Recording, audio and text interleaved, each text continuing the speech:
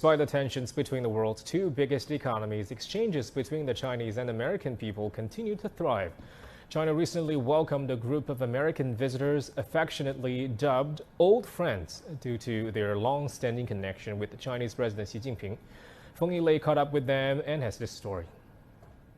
This is Taoyuanzhuang village of Zhending County in northern China's Hebei Province, where Chinese President Xi Jinping served as a county party secretary back in the 1980s.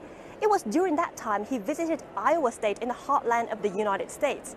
The seeds of friendship planted back then have since flourished, fostering continued exchanges between people of the two nations. The recent visit to China by Iowans, ranging from former officials to local farmers, coincides with celebrations for the 40-year sister-state relationship between Hebei Province and the state of Iowa. The modernization here touches the heart of Rick Kimberley, who showed then Chinese Vice President Xi Jinping around his farm when he visited Iowa in 2012. Because when he was at my home and farm, he mentioned he wanted to use our farm as a model for modern agriculture. So seeing this and see what has happened here, I can see, if you bring the ideas, China and the Chinese people have the determination and will that they can make it happen. Seeing that China's growth means greater trade opportunities for U.S. agricultural products, Kimberley has been to China many times to promote new technologies and expand business in the country. Development has been so rapid. There's new things to see each time we're here. Members of the delegation believe their trip could provide a platform to help the two countries get their relationship back on track.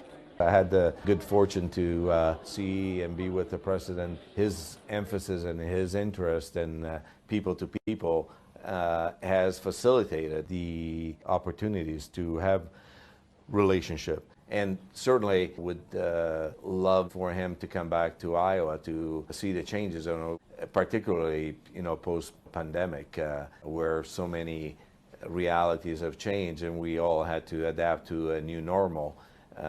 And perhaps a new way of having a relationship between China and United States, where we must stress closer and better relationships. Earlier last week, members of the group also attended the 2023 China-U.S. People-to-People Friendship Forum, held in southeastern China's Fuzhou, the same place where Xi Jinping once helped boost exchanges between Chinese and American partners while working as a municipal official. The Chinese president sent a congratulatory letter to the forum, highlighting the friendship between the two peoples as the key to their relationship. President Xi Jinping has recognized the crucial role of the young generation in carrying forward the friendship between China and the United States. In a letter addressed to some American students, he encouraged them to share their experiences and impressions to foster mutual understanding.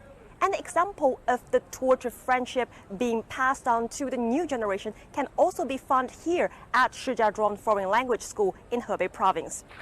This October, these high school students will head to the World Food Prize Global Youth Institute in Iowa to showcase their talents on the world stage. Over the years, the school has built friendly ties with counterparts in Iowa through visits between students and teachers and numerous joint art performances. We do homestays, so the actual performers stay with local families.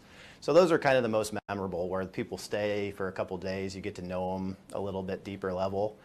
It is a sentiment Gary Dvorak feels very deeply, as his family hosted now President Xi at their home during the Chinese leader's first visit to Iowa. Dvorak is planning on developing the house into a museum that tells the story of the people-to-people exchanges between China and the U.S. Governments can, get out of this friction and, bring it down and make it a more positive relationship that enables the rest of us to just live a nice, happy, productive life, which is what we all want. So it's a win for everyone, and I think there needs to be some change in the American media and some of the attitudes. I don't think there's a good understanding of China and what it's really like. And now that the borders are open, we can start having travel. We're going to see a lot more of that activity, and of course, we help with that any way we can. Last month, during his meeting with Bill Gates, President Xi reaffirmed his belief that the foundation of China-US ties lies in their respective populations, expressing high hopes for the American people. It is a sentiment echoed by others. In a recent interview with Chinese media, former U.S. diplomat Stephen Mao said he hopes to revive the spirit of ping-pong diplomacy.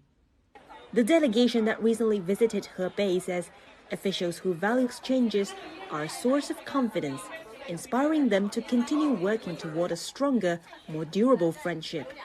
冯一雷 CGTN 石家庄 in Hebei Province.